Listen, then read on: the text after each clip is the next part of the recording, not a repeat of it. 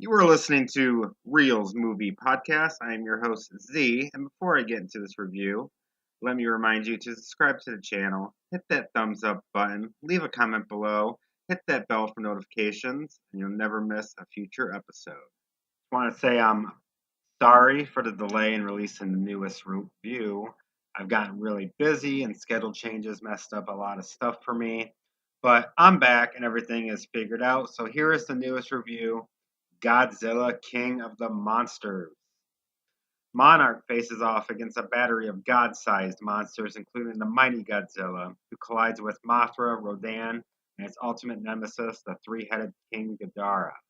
I will be talking about some spoilers, so you know the deal by now. Listen to the review after you watch the movie. If you listened to my review for the 2014 Godzilla movie, you know that their biggest problem was too much human bullshit and sprinkle that with as little as possible of Godzilla. King of the Monsters changed that in the good way. Not only do we get tons of Godzilla, but we get a lot more monsters like Mothra, Rodan, and Ghidorah. So it was a fun as hell movie where monsters fight and destroy the city. The designs and action of the creatures were absolutely great and the best part of the entire movie. This was the definition of the summer popcorn movie that we all love, that you can just turn your brain off and sit there and just enjoy the movie. But then they did have to throw in human element into the mix as well. It's not as bad as the 2014 version at all. The overall plot is to wake the monsters up, is very lazy and seems like a very quick escape just to get the monsters there and for them to fight. Vera Farmiga plays Dr. Emma Russell, and she created this machine called Orca to make the alpha sounds to the creatures and pretty much be able to control them.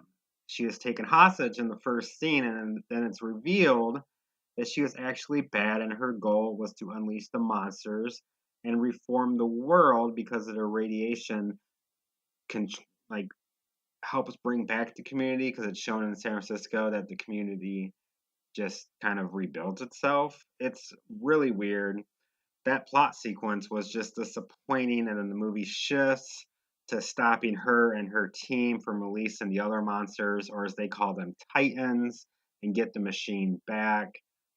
When Emma's plan comes out, it's seriously just a massive eye roll and it takes a massive shit on what the movie was really building up.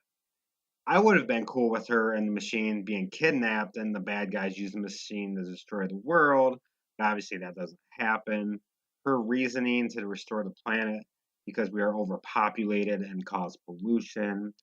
And also, she was doing it for her son who died during the San Francisco battle from the 2014 movie. It just takes a whole new turn after that. It changes the focus onto the human aspect, yeah, again, but it's not as much as the 2014 version at all. The monsters still are the key element here. It's just that they sprinkled in the human aspect way too much with this whole new plot of restoring the world. Acting wise, I think everyone did a really okay job. I was really happy with Kyle Chandler. I'm a really big fan of his. He actually got a chance to shine as the lead character. He did a pretty good job, but I think the lack of direction did hurt him because he had really one emotion and one emotion only. Millie Bobby Brown was very impressive for her first major movie role, and it was very different seeing her outside of Stranger Things. She plays the daughter of Chandler and Farmiga, and she had some fun scenes talking back to her mom, a lot of swearing on her end, and some scenes that really questioned what she's doing. She steals the Orca machine and goes to Fenway Park in Boston and hooks up the machine and calls the monsters there. It's never explained why she was doing this or why she would put her life in danger to do that, but the script calls for it. Bradley Whitford and Thomas Middleditch were very fun characters, especially Whitford. He had a lot of comedy to break those tense moments, and it was just natural. It wasn't forced. Very, very good comic timing out of him. He was a very fun character. Middleditch, he wasn't his usual comedic self. I mean, he did have some elements of comedy, but he wasn't his goofy self. He was kind of actually being real serious. And Chandler's character really dismissed his seriousness. Like, you just look like a kid trying to be a grown up. Besides the whole orca machine plot, the human portion of the movie was just there for exposition.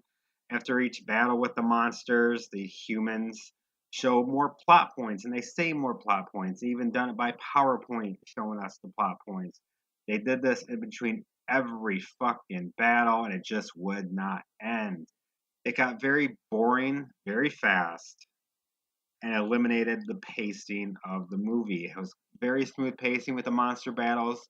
Then they add the exposition with the humans, and it just got very dull. I'm going to give Godzilla King of the Monsters a C plus. Thank you for listening to this episode of Reels Movie Podcast. If you like this episode, hit that thumbs up button. Tell me your thoughts of Godzilla King of the Monsters in a comment below. Subscribe to the channel, hit that bell for notifications, and I'll see you later.